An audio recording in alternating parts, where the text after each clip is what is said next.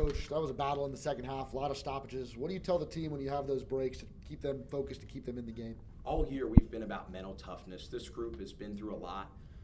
Gulf Coast is a good team. They started the year preseason top 10. They're 3-11 in our league, which should tell you how tough this league is because they're a good basketball team, a talented basketball team, and a team that's tough. They got a lot of guys that are grinders that are going to get in there and fight on the glass. They out-rebounded us again on the offensive glass, so we struggled. For us, it came down to getting big stops in the end. We didn't get enough because we gave up too many second chances. I mean, they really hurt us on the offensive glass in the second half, but we made some big baskets. We had a couple big steals. Really proud of the fact that we were able to just dig in when we had to. I mean, we had multiple guys making really big shots. So just proud of, at this time of year, every game is hard. It's survive and advance. When you play somebody 4 times, it's tough. It's a grind. So proud that we won. Glad that we figured it out, even when we did not play perfectly today. It took us a while to get our footing. We didn't shoot the ball well, but proud of our guys for being tough enough to figure it out. 30 points off of turnovers. Are you pleased with the way the team moved in transition? Yeah, I think we turned them over 28 times according to the stats, which is huge. Again, we just didn't rebound the ball well enough. For them to have 14 offensive rebounds tells me that they wanted it more than us. There were some loose balls in the first half that they got on that we didn't, and that's disappointing because we should be the team playing with more urgency. We're now 17-2, 11-2 in the Panhandle, in first place by ourselves.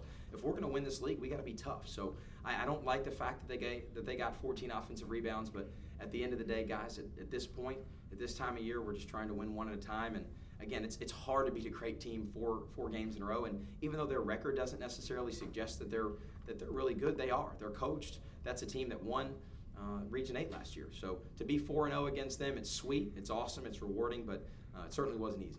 D'Angelo Ware, 5 assists and 4 steals. What can you say about his court vision?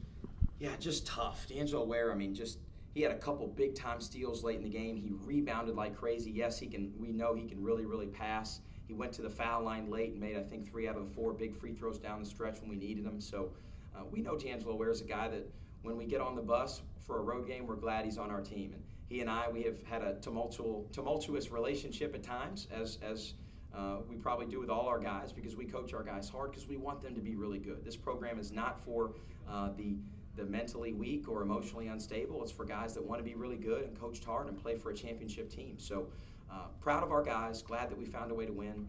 Ultimately, it comes down to guys like D'Angelo Ware and El and Sean who made tough plays in winning time. And Amir Golozada not only was hitting the 3, but on defense, he really played a part. No, Amir had a big block. He had some big rebounds. He had some deflections.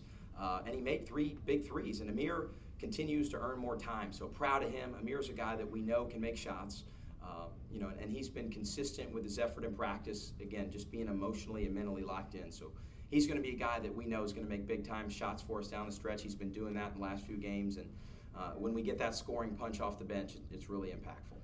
When you're facing a big man like Wilson tonight, how do you coach guys like Kendall, the guys that are going to be down low, Josh Rubio, et cetera, to try to defend against a guy like that? Obviously, Brett, I didn't coach him well enough since they got 14 offensive rebounds. But now Roman was good. He made big plays, got to the foul line. I think he made 6 free throws, had some putbacks. And, we're a team that takes pride in doing the little things. And at times, again, they just got in there and got their hands on some things, which is frustrating.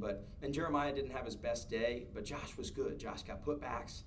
He was in there mixing it up defensively. So really glad that that we just got a lot of guys. It's not always going to be the same guy. It's not. When you have a really good team, you've got to have different guys stepping up on different days. We missed Chris Hampton today. He got kneed in the thigh early in the game and was a little bit gimpy, so we hated to have that. But he'll be back. He's fine. I just didn't want to play him when he wasn't feeling 100%. But really just proud of our team. Proud of our team for figuring it out. After the week-long break, you think tonight's game was good to get you guys back in the momentum? Yeah, it was huge because right now I think we've won 7 in a row now, dating back to the one at Chipola. And here we are getting ready to go to their place, just like I think they were on a 7-game winning streak and came here and lost again. So we've got to find a way to get ready for that. I think it's tough when you're used to playing so many games consecutively and then you have a big break. How do you practice? We gave them 2 days off, then we went every day the rest of the week. We'll see. There's no exact formula. It's an inexact science. But proud of the fact that, again, in moments where we had to get stops, we had to have baskets, big 3 at the end for El. Sean Walker, again, I can't say enough things about him because he's in there mixing it up. He's a good defender. He's always in the right spot, but you just kind of go down the line. Big-time shots. Tyler Poindexter, great as always. making big plays on defense. Tyler took some huge, crucial charges. It was a tough game, and this league is very unforgiving. We're just glad to get the win. Awesome. Thanks, Zach, a little off topic here, but the NCAA tournament's going on right now. What's it like seeing some of your former players reach D1 and then play in it? Yeah, great question. We have 5 former Eagles in the NCAA tournament, which I can't imagine any junior college has more on different teams. We got 5 guys on 5 different teams. Tariq had the ball at the end of the game. He was the guy that had the ball as time elapsed when they beat Tennessee, which is awesome. Yael was in against Houston last night, and Rife, and I think they play tonight against Virginia. But no, it's awesome, Luke. I mean, it's hard to describe. I'm like a parent when I'm watching that game. I'm like yelling at the TV like crazy, rooting for our guys. Mustafa Lawrence, yeah, Mustafa Lawrence end. on a big win, and he actually had a couple assists that were big in the first half that helped them get their lead.